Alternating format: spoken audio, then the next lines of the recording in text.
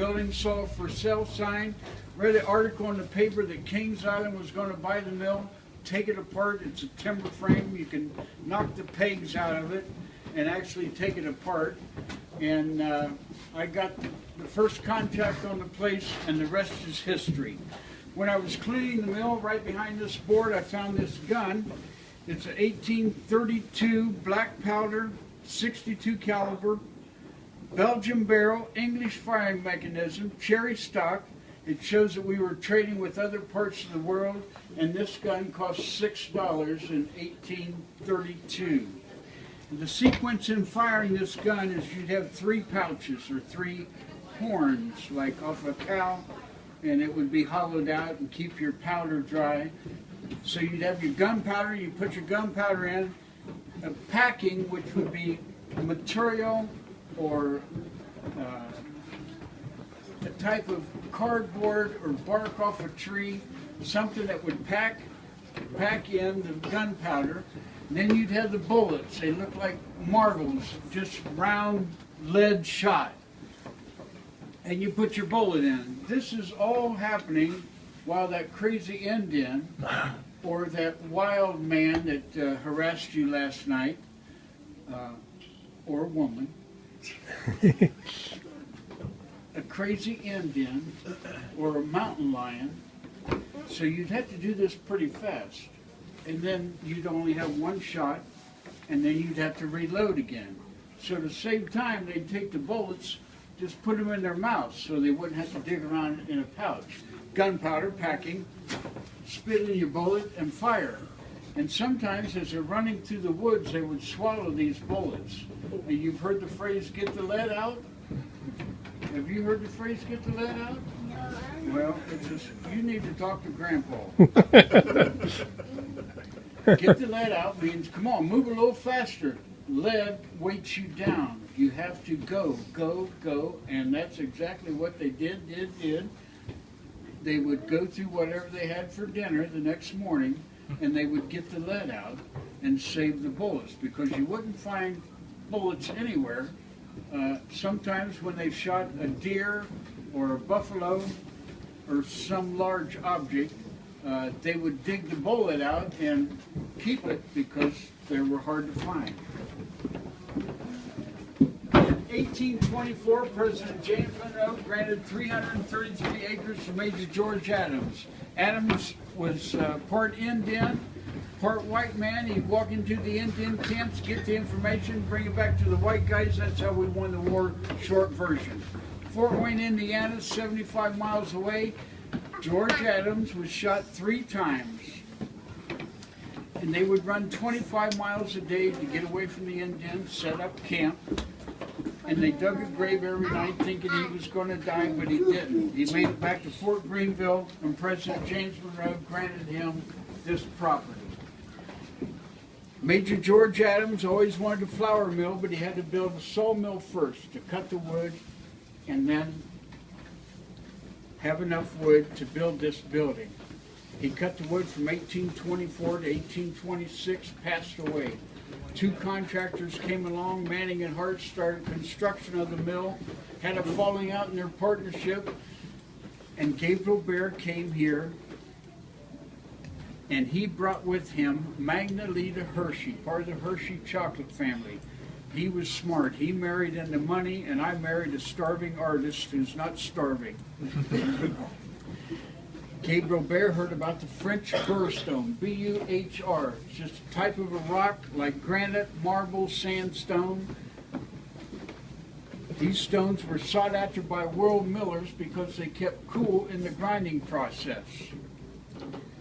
When I'm grinding, I try to keep a slow, constant feed of grain in the burrstone to have a good, wholesome product.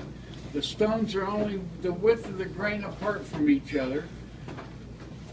So if I don't feed it properly, the 2 stones touch, overheats, kills vitamins and minerals, wears down the stone.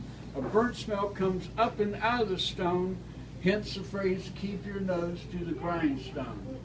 So on the quiz, did I tell you about the quiz? The test? Did I tell you about the test? Don't turn around. Did I tell you about the test? There's going to be a test. Well, I'll tell you what's on. Turn around. Uh-oh, you're in trouble now, mister. Gabriel Bear heard about these French birthstones? I don't know. Okay. He got on his horse, rode to the coast, got on a ship, went to France 2 years later, came back with these 3 French birthstones, and they cost $6,000 a set in 1848. That's $160,000 a set today, but the quarry's gone, there's no more left, and we're lucky to have these 3 right here.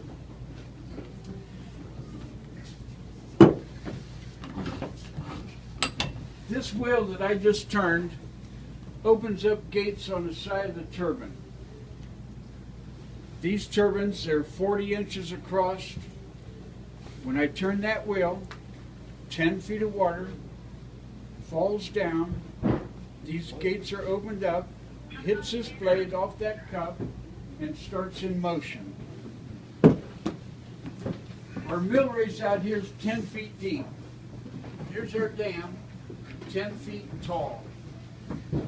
That wheel that I just turned is connected to these gears here. So when I turn that wheel, the gates open up or close. All these link rods pull in and they open up the gates right here on the side. This is that inside runner that I just showed you. It's inside of this. Here's a cross section of it. That's the inside runner. Here's our gates that open up. So 10 feet of water falling down, these are the gates, they open up, the water falls in and underneath this dam. Our dam underneath the mill is suspended. So when we have high water, a lot of rain, water backs up on the backside of the mill, and therefore the water can't get away, and we lose that head, that fall. So I open that up. We can grind 5,000 pounds in 8 hours. This lever right here raises and lowers the burr stone. So if I want cracked wheat, I send the wheat through a little faster, raise this stone up, and once it starts in motion, we can do 5,000 pounds in 8 hours. 1848 to 1884, they used the burr stones. There were so many people coming to America, the burr stones couldn't keep up with the masses of people, so they invented the roller mills, these 3 machines right here. Rollers would roll like this, the grain would go in between the 2, and it would be crushed. Steel rollers overheats and kills your vitamins and minerals whether you feed it fast or slow. So Pillsbury grinds out all the vitamins and minerals. They put 4 back in. They actually take powdered bleach and bleach the flour to make it whiter, thinking that's what's good for us, but it's not. Americans are just full of poop, and we need to eat that roughage, brown bread, a lot of lettuce. There's a little trap door, it's called a sinkhole. And that's where you check the texture of what you're grinding. If it's too coarse or too fine, which it never is too fine, you make an adjustment right there with that lever. So it goes in like that, comes out just like that. Yellow cornmeal. This is what Grandma makes. Cornmeal cookies, cornbread, cornmeal pancakes. We have square dancers that come here. They throw that on the floor, and before they can just kick up a storm. Like that.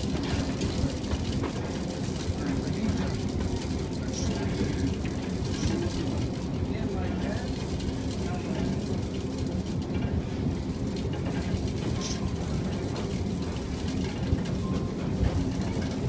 Comes in like that. Comes out just like that. Yellow cornmeal.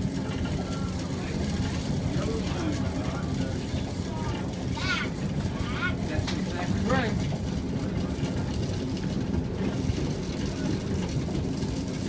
1884, the roller mills were invented. Here at this mill, the previous miller saw a need for stone ground product. 1945, he put the burr stones back into operation and discontinued the roller mill. And at any of that time, he could have said, or I could have said, hey, we don't use this junk anymore, it's in the way, let's scrap it out. And the same with the birthstones, they could have said, we don't use this old technique anymore, let's throw it away. But they didn't. Everybody kept all this equipment, and it shows a great history of what was going on in the country with the milling process. In the middle of the mill, all these boxes, those are elevator legs. They have cups and belts in them. And the grain goes from first to fourth floor with the cups and belts. So wherever we push and pull paddles, we can divert the grain to go anywhere we want in the mill.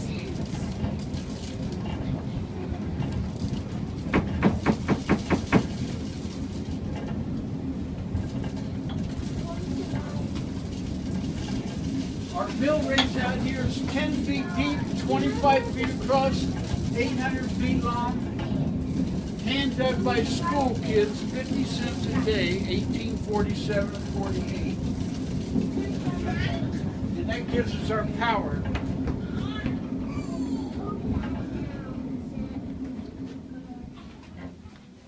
Half this group walked right around that way, no pushing or shoving. This group right around the corner.